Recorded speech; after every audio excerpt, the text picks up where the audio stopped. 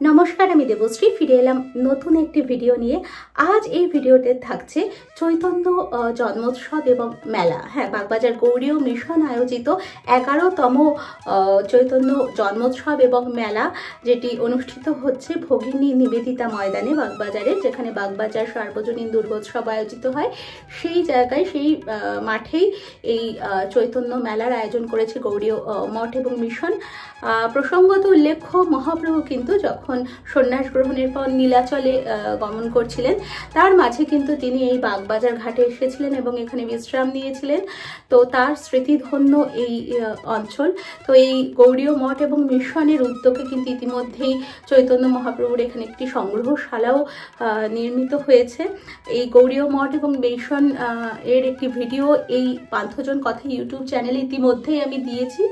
যাদের এখনো দেখা হয়নি, আমি লিঙ্কটা ডেসক্রিপশনে শেয়ার করে দেবো, অবশ্যই ভিডিওটি দেখবেন। তাহলে আসুন আমরা দর্শন করে নিই বাগবাজার গৌড়ীয় মিশনের উদ্যোগে 11তম শ্রী চৈতন্য জন্মোৎসব ও মেলা। সন্ন্যাস গ্রহণের পর শ্রী চৈতন্যদেব যখন পুরীতে জগন্নাথ দেবের দর্শনে যাচ্ছিলেন, গঙ্গার ধার ধরে সেই যাত্রাপথে তিনি কিন্তু থেমেছিলেন এই বাগবাজার ঘাটে। শ্রী চৈতন্যদেবের পদধূলি ধন্য সেই বাগবাজারেই 1930 খ্রিস্টাব্দে ব্যবসায়ী জগবন্ধু দত্ত 40 কাঠা জমি কিনে কিন্তু গৌড়ীয় মঠ ও মিশনের স্থায়ী ঠিকানা নির্মাণ করে দিয়েছিলেন। আর তারও প্রায় 14 বছর আগে উল্টোডাঙার একটি ভাড়া বাড়িতে এই গৌড়ীয় মঠ ও মিশন প্রতিষ্ঠা করেছিলেন শ্রী ভক্তি সিদ্ধান্ত সরস্বতী ঠাকুর। আমরা ইতিমধ্যেই চলে এসেছি মেলা প্রাঙ্গণে। 15 ফেব্রুয়ারি থেকে 19 ফেব্রুয়ারি পর্যন্ত এই মেলা এই ভগিনী নিবেদিতা প্রাঙ্গণে এখানে থাকবে।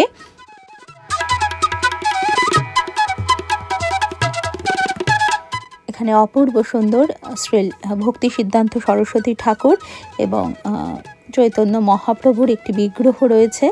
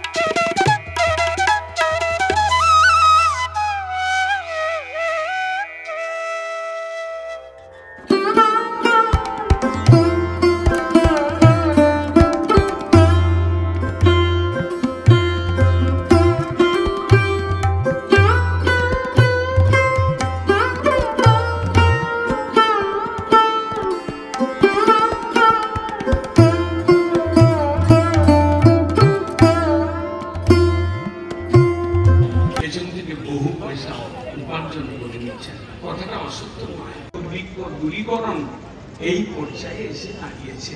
কেন? মহামারীটা দূর করবার প্রয়াস করছি। আমাদের দেশে ঘরে বলে যে পারবে না বাঁশ কাটতে, উঠে পড়েছে রাত থাকতে। বাঁশ কাটতে পারবে না, রাত থেকে উঠে এসেছে। যদি প্রকৃত সেবা করতে হয় করুন। আর গ্রামে গঞ্জে গিয়ে একটু আগেই বক্তা বলছিলেন, মহাপ্রভুর শিক্ষা অতি দ্বারে কৃষ্ণ ভজ কৃষ্ণ পর কৃষ্ণ। খেয়ে কাজ ছিল না। 500 বছর আগে চৈতন্যদেব এসে নাটকটা করে গেলেন।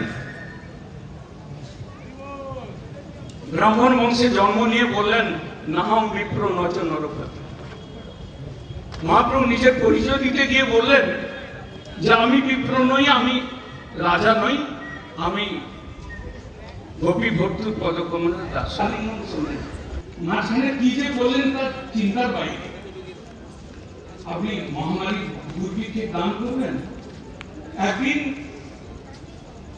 কীর্তন করতে করতে গেছেন একটা নিতান্ত দরিদ্র শ্রীধর, তার বাইরে কুকুর বিড়াল জল খায়, সেইভাবে তার লোহপাত্রের জল ছিল, ওটাকে উঠে গড়গড় করে পান করতে লাগলেন। এরকম কে রয়েছে? এরকম মহামানব কে রয়েছে? আপনি মহামানব বলেন, কিন্তু আমরা জানি যে